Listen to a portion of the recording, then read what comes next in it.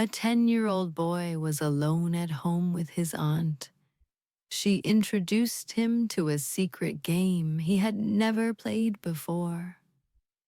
And from that day, his life changed forever. Cifo was a cheerful 10-year-old who loved school, learning, playing with friends, and filling the playground with laughter. His teachers praised his hard work, and his classmates adored him. But once school was over, everything changed. Every afternoon, Cifo would walk back to his home, a small but neat house at the edge of the village. As soon as he opened the door, the joyful noise of the day disappeared. The house was quiet, still, and empty. His father worked as a long-distance truck driver. He would sometimes be away for 2 or 3 days, transporting goods from one town to another. His mother ran a small tailoring shop in the market. She was known for making beautiful dresses and clothes, and many people in the town came to her for special orders. Her shop stayed open until late evening, especially on busy days. Because of their work, Cifo was often alone after school. He would take off his school shoes, eat a simple meal his mother prepared in the morning, and then sit with his homework. After that, there was nothing much to do. No one to talk to, no one to play with. The house felt too quiet. One evening as the sun set and the shadows grew longer in the room, Cifo looked up at his parents during dinner. His voice was low, almost a whisper. "Mama, Baba, I don't like being alone after school. It feels empty. I don't have anyone to talk to." His mother paused, placing her spoon down. His father leaned closer, concern on his face. His mother reached across the table and gently held Cifo's small hand.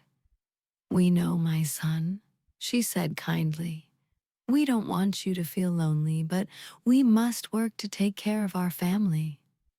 Without Baba's driving and my sewing, we wouldn't have food on the table or money for your school."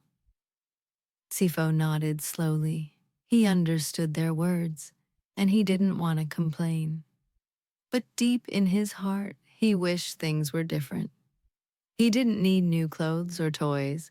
He just wanted his parents' time, their presence, and someone to share his stories with after school.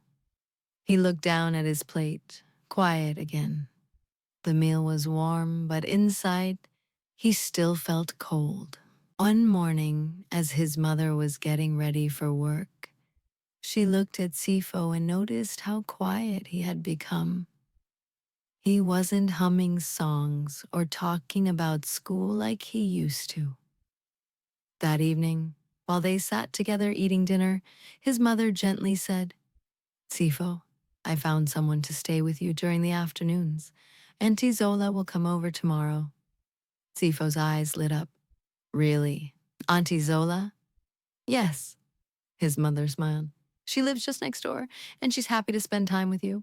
You like her, don't you?" "I love her. She always tells funny stories." Auntie Zola, his mother's best friend and neighbor, had known Cifo since he was a baby. She lived alone in a cozy little house filled with colorful curtains. Whenever she visited, she brought something small, a bag of peanuts, a book, or a homemade cookie, just for Cifo. The next day after school, Cifo ran next door. Zola greeted him with a warm smile and a big hug. "Welcome, my little sunshine," she said. Her home was small but full of love.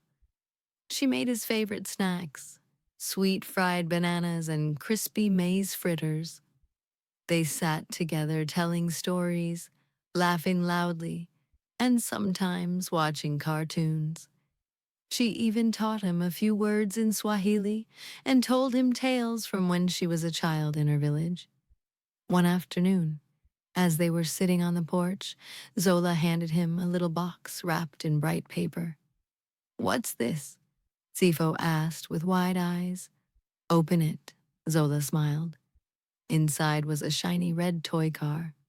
"This is for you," she said gently. "You're like the son I never had." "Thank you, Auntie. It's my favorite." Cifo beamed with joy. For the first time in a long while, His afternoons felt full of happiness, laughter, and care. With Auntie Zola around, Cifo no longer felt alone. A few days later, things started to feel a little different. One afternoon, Cifo returned from school and made his way to Auntie Zola's house as usual. But when he walked in, something felt off. Auntie Zola called him over with a smile, but she seemed unusually close, almost too close. "Come here, Cifo," she said. "I've got a special game we can play together." Cifo was a bit confused at first. Auntie Zola had always been so loving and fun, but something in her tone made him feel uncertain. Still, her warm smile made him feel safe, so he didn't think too much of it. As they began to play, Cifo started to feel uncomfortable. The game felt strange, and her actions seemed different from the usual playful games they'd enjoyed. He wasn't sure why, but something didn't feel right. The more they played, the more Cifo began to pull back, feeling his discomfort grow. Every time he hesitated, Auntie Zola encouraged him to continue. "Come on, Cifo, it's fun. Just a little longer," she said with a smile. But no matter how much she smiled, Cifo couldn't shake the uneasy feeling in his stomach. He didn't enjoy the game anymore.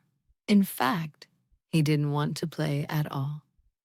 One evening, when Auntie Zola invited him to play again, Cifo couldn't hold his feelings in any longer.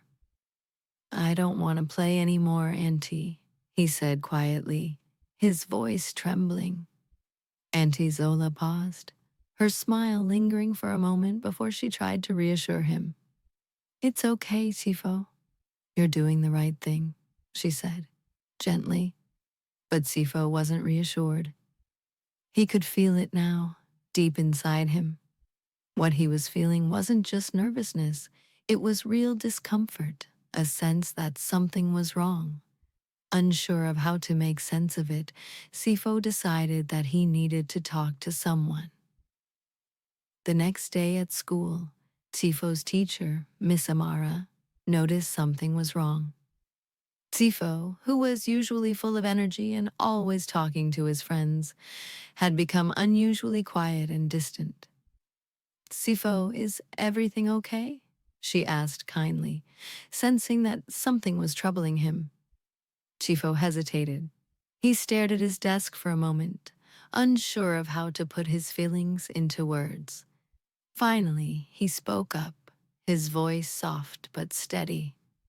"Miss Amara, my Auntie Zola is acting in a way that makes me feel uncomfortable."